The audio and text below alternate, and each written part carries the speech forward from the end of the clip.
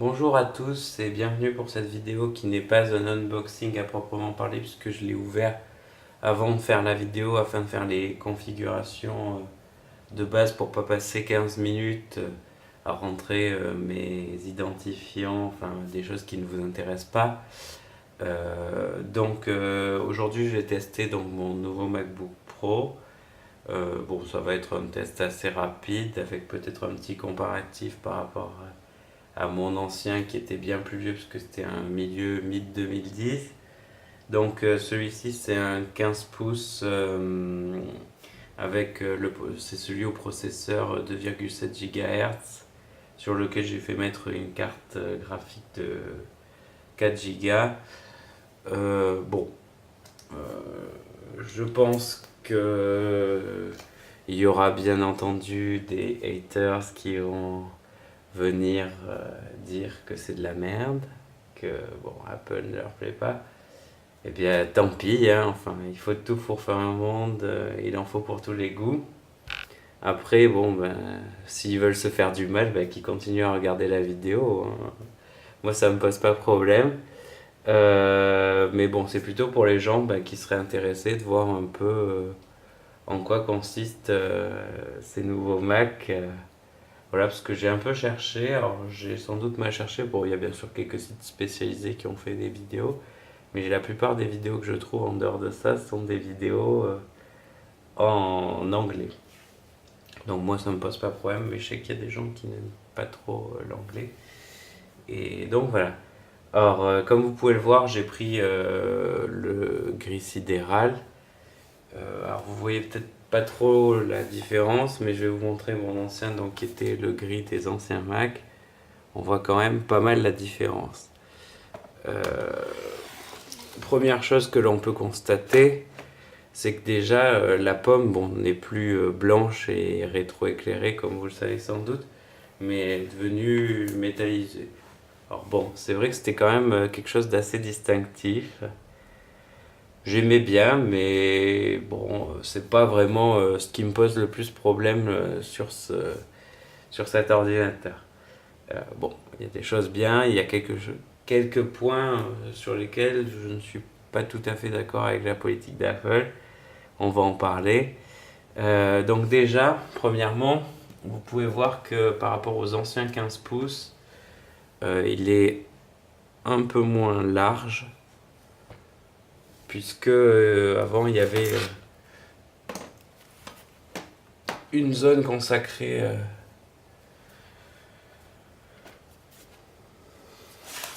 Consacrée à quoi? Je ne sais pas d'ailleurs, parce que bon, alors vous voyez que mon ancien a beaucoup servi, hein, il n'est pas dans un état irréprochable.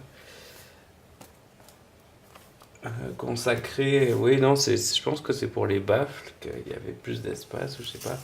Alors par contre, le trackpad est beaucoup plus gros sur les nouveaux. Alors j'essaie de voir comment est-ce que je peux faire pour que vous voyez la différence. Puisqu'avant on avait des trackpads qui étaient bien plus petits. Alors, j'avais peur qu'un gros trackpad me pose des problèmes quand je tapais. Or, comme je vous l'ai dit, je m'en suis servi pendant une petite heure avant de tourner la vidéo. Et ça n'a pas trop posé problème, il est vraiment agréable le trackpad. Ce qui n'est pas le cas du clavier. Clairement, le clavier, il y a un gros problème. Alors je pense que ça viendra au quoi, mais moi je suis habitué à avoir un peu plus d'amplitude dans les touches. Alors que là, c'est vraiment très peu ample et ça fait un bruit comme ça, vous voyez. Alors que là, c'était un bruit beaucoup plus léger et je préférais. Ensuite, au niveau de l'épaisseur, je vais essayer de vous montrer. Donc, ça c'est l'épaisseur des anciens MacBook.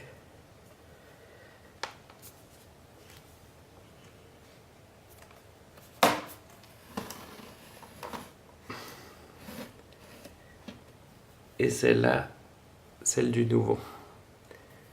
Donc, ah oui, enfin, ça c'est l'arrière. Alors peut-être qu'on va retourner celui-là. qui est bien sûr beaucoup plus lourd, hein. L'ancien, comme vous vous en doutez, il y a eu un travail à ce niveau-là assez considérable. Donc vous voyez, on a quand même une différence d'épaisseur incroyable.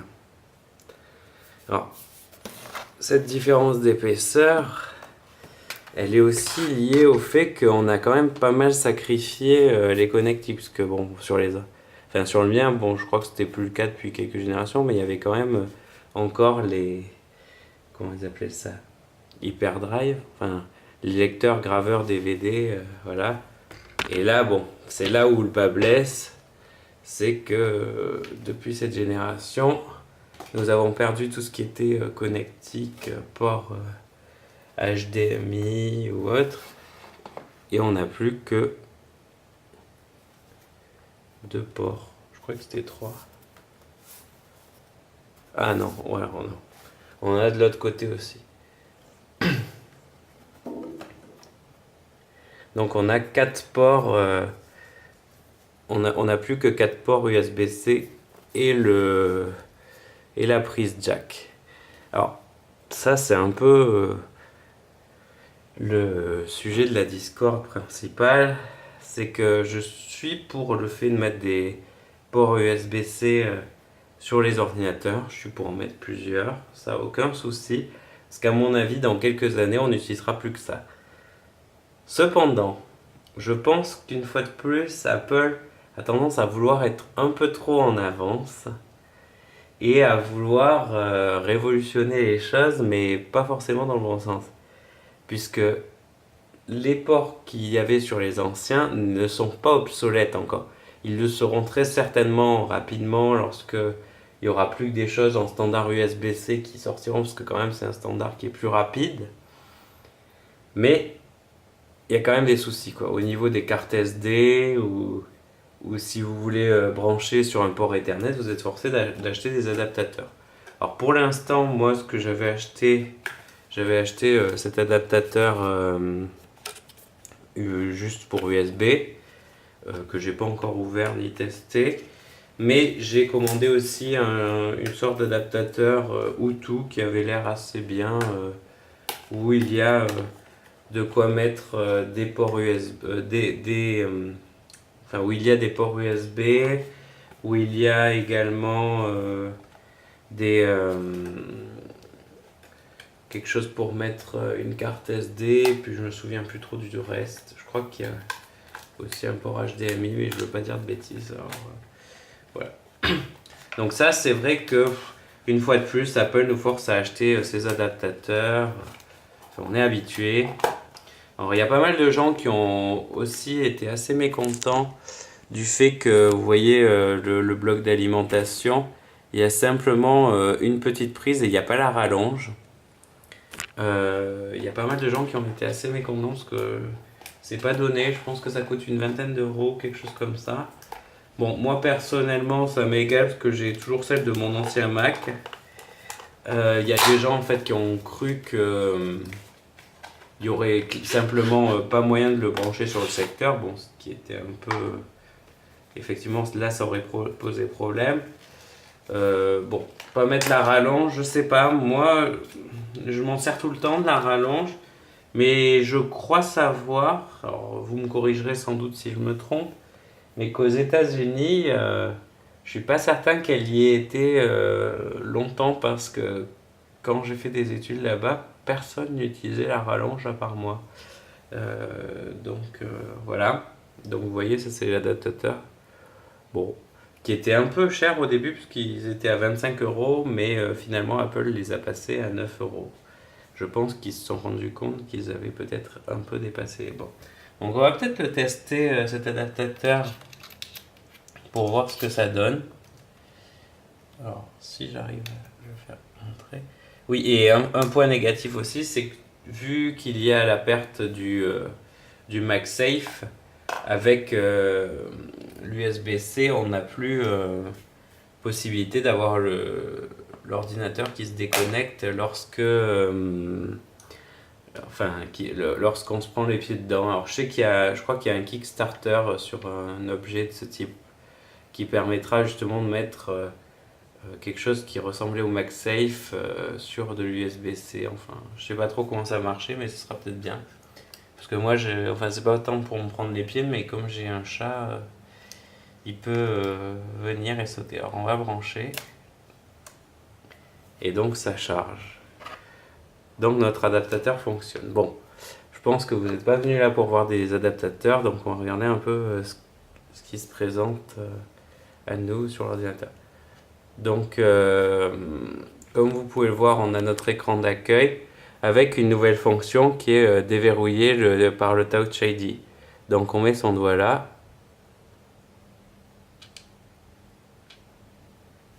Et ça se déverrouille. Alors là, j'ai le contrat de licence, je ne sais pas pourquoi. Il a dû télécharger quelque chose. Ah ben ça doit être iTunes, ok. Donc, je vais réduire un peu la luminosité parce que je ne suis pas sûr que vous y verrez beaucoup sinon. Donc voilà. Donc, je n'autorise pas l'accès. Donc, voilà comment ça se présente. Donc là, on se dit, bon, bah, c'est comme un Mac habituel. Alors déjà, les couleurs, bon, c'est vrai que le mien était quand même un peu ancien. On voit la différence avec la dalle, la dalle de l'ordinateur. Bon, il y a la fameuse touch bar, donc qui s'adapte en fonction des différents logiciels. Parce que là, vous voyez, par exemple, on était sur iTunes. Donc on a des fonctions pour passer des morceaux au hasard. Alors je peux pas vous en passer parce que j'ai pas de musique actuellement sur cet ordinateur là. Pour bon, ça c'est la luminosité rapide. Donc après on peut faire échappe aussi. Ça c'est Siri. Donc on peut lui parler. Bonjour Siri. Bonjour. Bon voilà. C'est un peu gadget, mais on peut peut-être lui poser des questions comme je sais pas moi. Siri, trouve-moi une pizzeria. Voilà ce que j'ai trouvé. Non, c'est assez réactif quand même, hein. Bon, je savais pas quoi y poser d'autre comme question, donc vous m'excuserez, mais voilà. Après, bon, on peut aller faire un tour, je sais pas, sur le site d'Apple par exemple, voir ce qui peut se passer. Donc là, ah très bien, alors je sais pas si c'est parce qu'on est sur le site d'Apple, je vais essayer après. Mais je pense pas, on a les favoris qui apparaissent sur la touch bar. Donc par exemple, si on veut aller sur Wikipédia, on appuie juste là et on est sur Wikipédia. Oui, non, et on a même la recherche Google où on peut accéder rapidement comme ça. Donc je pense que ça c'est vraiment pas mal. Alors c'est peut-être un peu gadget, hein, on le reconnaîtra, mais je pense qu'on peut gagner quand même du temps si on la paramètre bien. Alors, je pense que dans un premier temps on va plutôt perdre du temps parce qu'on n'aura peut-être pas le réflexe. Mais une fois qu'on saura s'en servir, je pense que ça va être quelque chose d'assez bien. Alors il y avait une autre fonction aussi que j'aurais bien aimé tester, mais malheureusement c'est pas possible. C'est que avec le Touch ID, on peut payer par Apple Pay, sauf qu'aucune de mes banques ne prend en charge Apple Pay pour le moment. Donc j'espère qu'elles le prendront en charge à l'avenir. Bon, je sais pas si mon compte en banque appréciera trop parce que payer juste en posant son doigt, ça peut peut-être inciter à plus consommer. Donc après, voilà, je sais pas si vous aviez des questions autres ou... Donc honnêtement, c'est assez rapide. Alors, j'avais pas de problème de lenteur sur mon ancien parce que j'avais mis un SSD et j'avais changé la RAM. Mais j'avais un problème de carte graphique qui faisait que l'ordinateur redémarrait sans prévenir. Ce qui peut être assez handicapant, puisque des fois c'était toutes les 3-4 minutes. C'est pour ça que j'en ai changé. Bon, sinon en dehors de ça, j'étais quand même très satisfait de mon Mac. Enfin, celui-là, mon ancien, c'était quand même mon premier Mac. Bon, j'avais toujours été sur PC et pour rien au monde, je crois, je reviendrai sur PC parce que c'est Apple, il y a quand même une simplicité d'utilisation, même si parfois, euh, pour certains trucs, le fait qu'il n'y ait pas de version Mac peut poser problème. Bon, il y a toujours des possibilités d'utiliser le Bootcamp ou des choses comme ça, mais bon, enfin, j'ai jamais été trop partisan d'installer quelque chose non, enfin, Microsoft ou quoi. Sur mon Mac, à la rigueur, ça me dérangerait moins d'installer Linux ou quoi que quelque chose de Microsoft. Mais bon, c'est simplement par snobisme ou purisme, je ne sais pas. Mais donc là, j'ai ouvert calendrier pour voir ce que ça fait. Donc là, c'est pas mal parce on peut défiler les mois, faire défiler les mois sans problème. Donc je suppose qu'en fait, pour toutes les applications, il y a quelque chose qui s'adapte. Alors, comme j'ai pas testé avant, je peux pas vous dire. On va essayer Plan par exemple. Ah bah oui, par exemple, si on demande les cafés, parce que bon, on est localisé, hein, donc voilà, les cafés, il nous met les cafés les plus proches. Alors, à mon avis, c'est pas tous les cafés hein, mais puis j'ai l'impression que c'est pas non plus les moins chers parce que il nous suggère la durée, le Procop. Ouais, à mon avis, il cible un peu ces. Et alors, on peut peut-être essayer d'appeler. D'accord. Alors en fait, bon, là comme je faisais la vidéo et que je voulais pas être dérangé, j'ai mis mon iPhone en mode avion, mais apparemment ça envoie l'appel sur l'iPhone pour pouvoir appeler. Donc ça peut être pas mal. Bon, c'est un peu gadget aussi, hein, mais on gagne du temps comme ça. Par exemple, on peut peut-être essayer de faire. On peut avoir des favoris, on peut avoir l'itinéraire. Qu'est-ce qu'on peut faire d'autre? Ok, à titre indicatif. Donc voilà. Bon, c'est pas mal. Honnêtement, moi j'aime bien. Après, vous me direz ce que vous en pensez. Si vous avez d'autres questions, moi ça m'intéresse. Que vous aimiez ou que vous aimiez pas, ben, moi je vous réponds, il n'y a pas de souci. Bon, bien sûr, si c'est pour dire Apple c'est de la merde, point, ça va être difficile de discuter. Mais si vous avez des arguments, on peut discuter, parce que je peux entendre certains arguments. Euh, bon, notamment, bah, par exemple, sur la connectique ou sur le fait que des fois, on va dire, Apple se fait un peu plaisir sur les tarifs qu'il pratique. Ça, c'est des arguments, vous prêchez un convaincu, hein, je suis d'accord avec vous. Après, quand même, moi je trouve que c'est quand même de plutôt bonnes machines et c'est des machines qui tiennent dans le temps. C'est ça qui est. Enfin, moi je sais que mon Mac précédent, ben, il a duré 6 ans, donc c'est vrai que je me dis que sur la durée, au final, même si le prix peut paraître un peu excessif, voire beaucoup, sur la durée, on peut le rentabiliser parce que j'avais une amie qui avait acheté un de ces ordinateurs, là, les Vaio, qui étaient par Sony. Donc pourtant, Sony, c'est de la bonne qualité, normalement. En 6 mois, son ordinateur ne fonctionnait plus.